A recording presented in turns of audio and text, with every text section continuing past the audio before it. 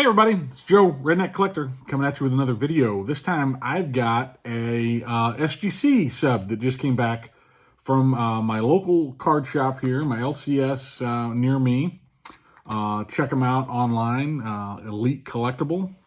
They run auctions. They don't sell many singles in the store, but they do this. He has an awesome consignment auction house that he runs, so I recommend you check them out if you're in the St. Louis area. They're a great place to, if you wax and supplies, and they do all sports and Pokemon. But anyway, they do SGC submissions for $15 a submission, so can't beat it. No shipping, anything. I just drop them off and pick them up in a couple weeks. This order dropped off on I think it was on the 1st. It was January 1st, and I got them back. This took a little bit longer with the snow and the ice and all that stuff, I guess, throughout the country.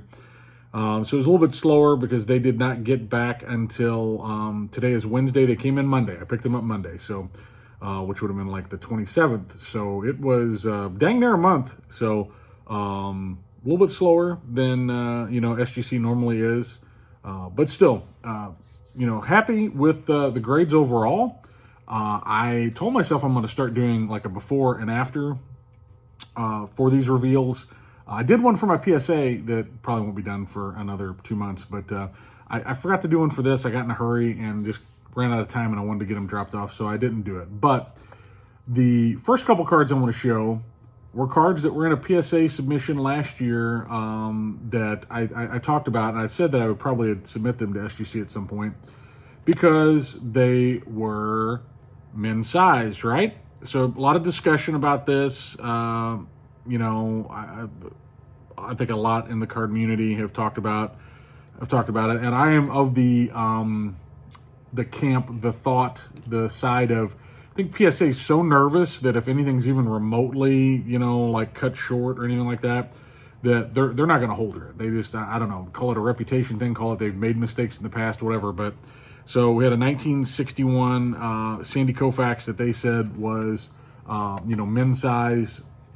I got it back. I felt it was pretty strongly that it probably wasn't just, and I don't measure the cards per se. I just measure them up against other 61s. So I grabbed a handful of 61s and I took this Koufax out and I started looking at it, and I'm like, I really don't think this card is trimmed. So I took the chance. The one thing about PSA that I'll give them credit for is if they do decide that it's men's size, you're not getting charged for it, right? They're just going to send it back. That's with that little flip on there in the card saver. It's still frustrating, but at least I don't have to pay for the frustration.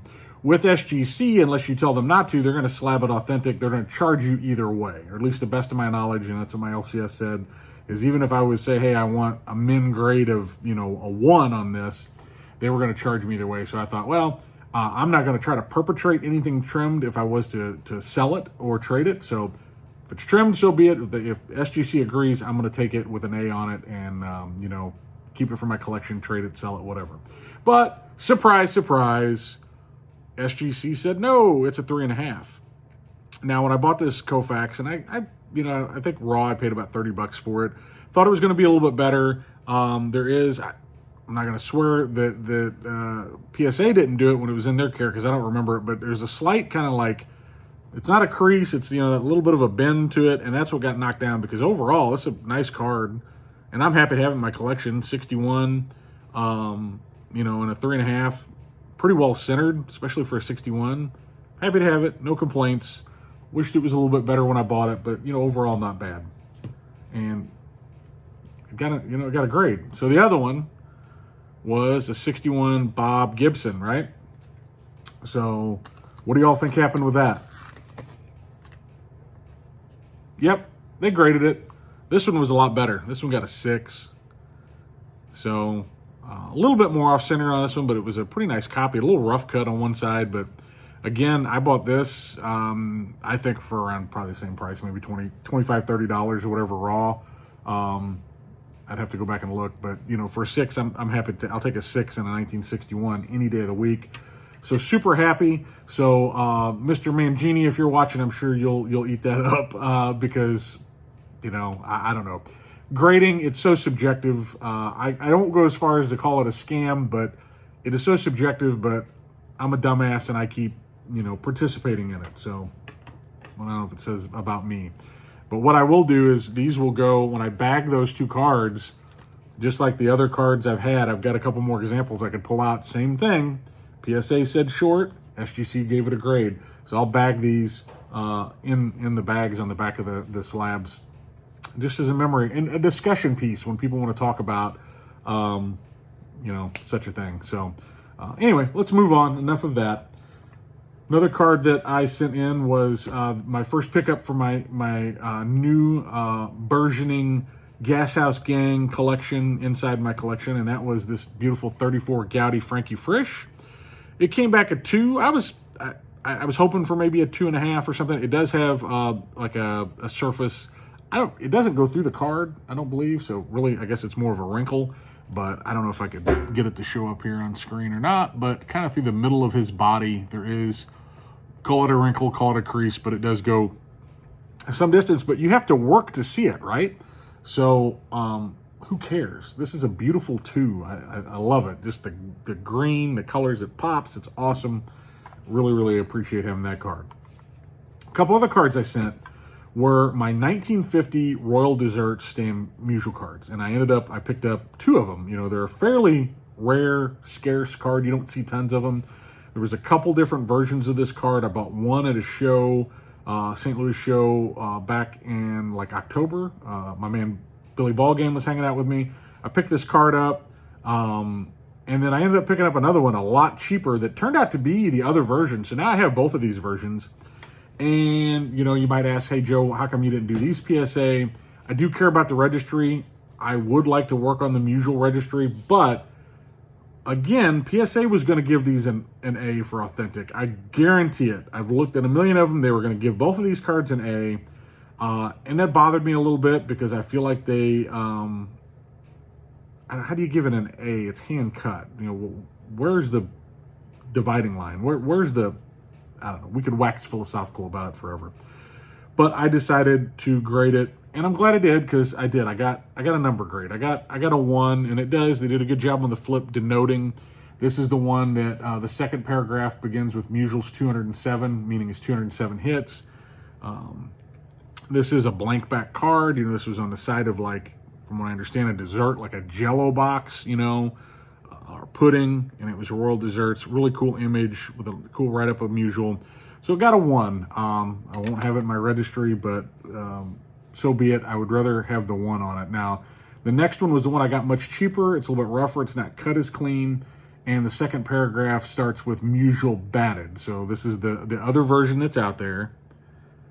Other than the paragraph, you know, the writing on there and the flip, you know, it looks the same. You really have to dig. When I first started researching this card, I didn't know there was 2 different versions, but I have both now, and I'm very happy to have it. And they're 1s. I'm okay with the 1. I don't know. I don't know why I cared about the authentic so much, but, you know, why pay them just to slap their A on it, or their authentic in PSA's case? So I saved a few bucks and I got it slabbed.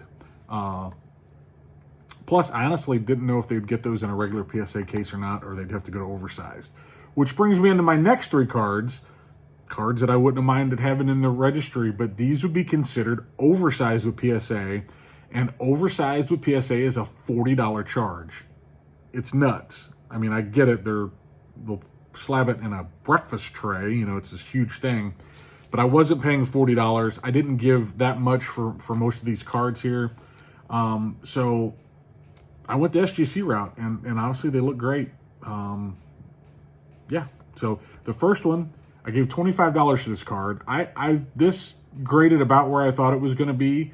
I was hoping for maybe a 4, but we got a 3. It does have a couple little wrinkles in it, but look at that. The Topps Giant, 1964 Topps Giants, Mickey Mantle. It's got a cool thing about World Series, hitting his 15th World Series home run. And like I said, if I get the light on there just right, you might see at the very top, yep, there it is. You can see there's a little wrinkle there, and then there's one down lower. But overall, it's great. It's a great card. $25 with my grading, so I got about $40 into this card now. I don't think even in the 3, it's not an expensive card, great mantle card, affordable card, but I don't think I could have bought a 3 for $40. So very happy to have that. The next one, really happy with the grade on this. Probably a grade better than I thought. I thought this would probably be like a 3, maybe a 3.5. But I gave, I think, $8 for this, $9. And that is an exhibit of the portrait of Mr. Barra. And I just love that smile. Look at that. It's great. There's different versions of this. This is the made in USA. Some of them say printed in USA, but it's got the made in USA down below, and it is reflected on the flip.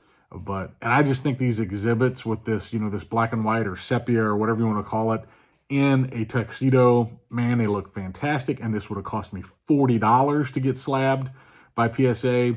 And instead with SGC, it was the normal $15 charge to get that slabbed. So very, very cool.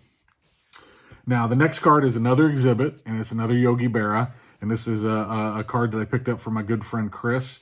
And this is the 1963 batting pose, but it's the stat back. So, and this one got a 5, which I was really impressed with. And I was hoping for a 5. I thought 4 on the low side, 5 on the high side. We got the 5. It does say 1963. It doesn't say stat back on it, but I think all the 63s, if I'm not mistaken, are considered stat backs because it's got the stats on the back.